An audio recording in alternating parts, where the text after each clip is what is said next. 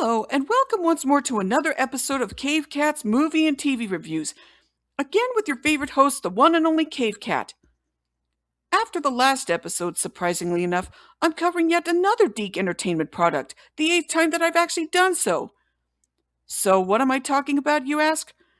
Well, for episode 61 of Cave Cat's movie and TV reviews, I'll be talking about Little Golden Book Land, The Great Harbor Rescue.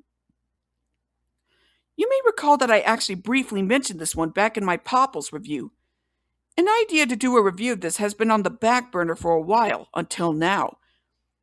So to start off this review, Little Golden Book Land is an animated special produced by DiC Entertainment, as I mentioned before, released in 1989, and is based off of the Little Golden Book series of books that were first published back in 1942. We all have fond memories of reading the Little Golden Books, being that they introduced us to such characters as the Pokey Little Puppy, the Shy Little Kitten, Scuffy the Tugboat, Toodle the Train, the Saggy Baggy Elephant, and the Tawny Scrawny Lion, among others. But of course, as the years went by, the Little Golden Books had gradually started to move on from making books based on original characters and started making books based on characters from Disney, Warner Brothers, Hanna-Barbera, J. Ward, and even Nickelodeon.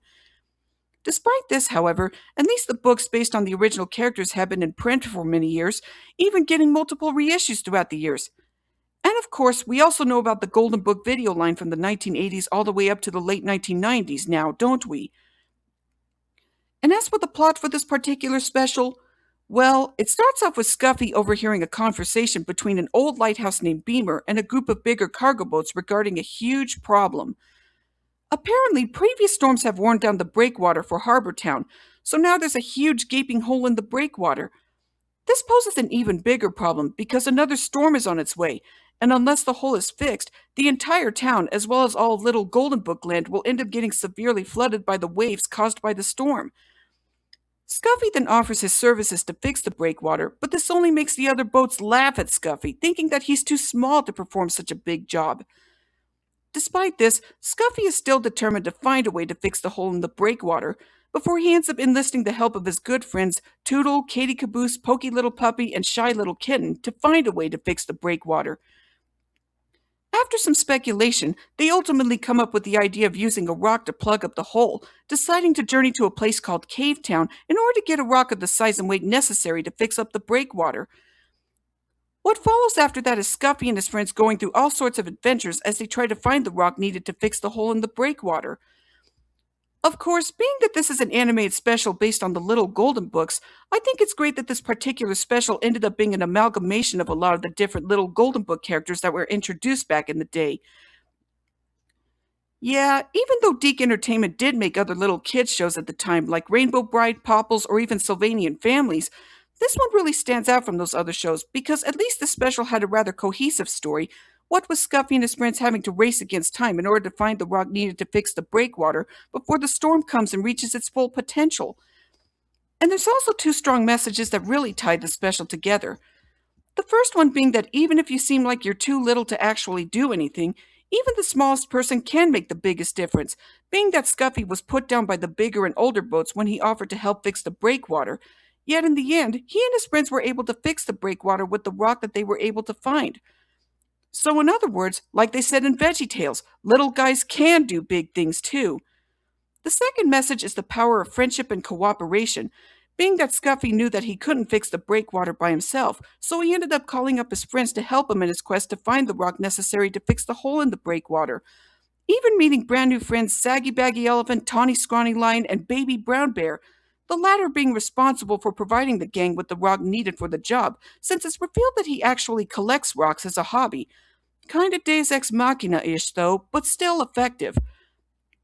And as for my thoughts on the special, this is actually a special that I enjoyed watching a lot as a kid, after my mom somehow found a way to record it off of a VHS tape and onto another VHS tape that had other animated cartoons that I watched a lot throughout the years.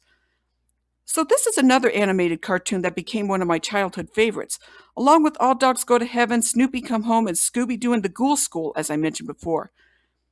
Not to mention that my family and I also had quite a number of the Little Golden Books when I was younger, whether they were the ones that featured original characters, were retellings of various fairy tales, or even featuring Disney or Looney Tunes characters.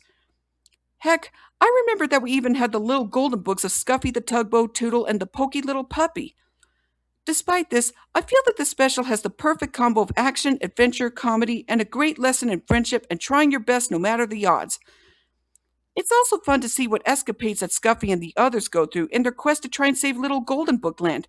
From Pokey's overprotectiveness over Scuffy, Toodle struggling with having to overcome his own fears and self-doubt, Tawny Scrawny Lion trying to paint himself as the brave and fearless leader, only to expose himself as the coward that he really is through his own actions, and especially Baby Brown Bear being selfless enough to sacrifice the rock that he owned as part of his rock collection in order to help save little Golden Book Land.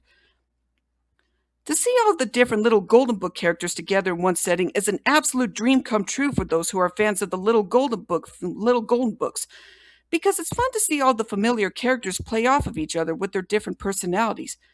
The only downside with this special, though, is that it shouldn't have been a one-off special, because at the end, the narrator, who we all know to be Beamer, even outright stated that there would be more adventures following the one that Scuffy and the gang had in saving little Golden Book Land from getting flooded. Then again, there has been some speculation that the special was actually intended to be a pilot for a little Golden Book Land animated series that never got to see the light of day. If that pilot would have been greenlit for a series, we would have at least seen appearances from other little Golden Book characters like the Little Red Hen or even Rupert the Rhinoceros. But oh well. Then again, the same thing happened to Fluffy Dogs, which was also slated to be a pilot for an animated series that never came to fruition due to low ratings.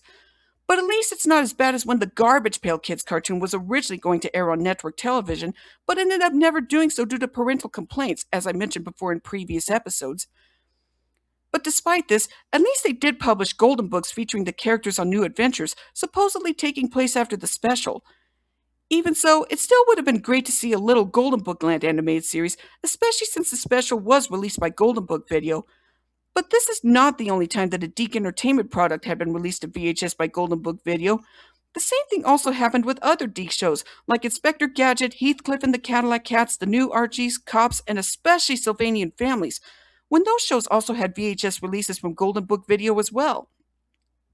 All in all, I still pretty much enjoyed Little Golden Book Land, The Great Harbor Rescue, so I think it's safe to say that it gets 8.5 stars from me.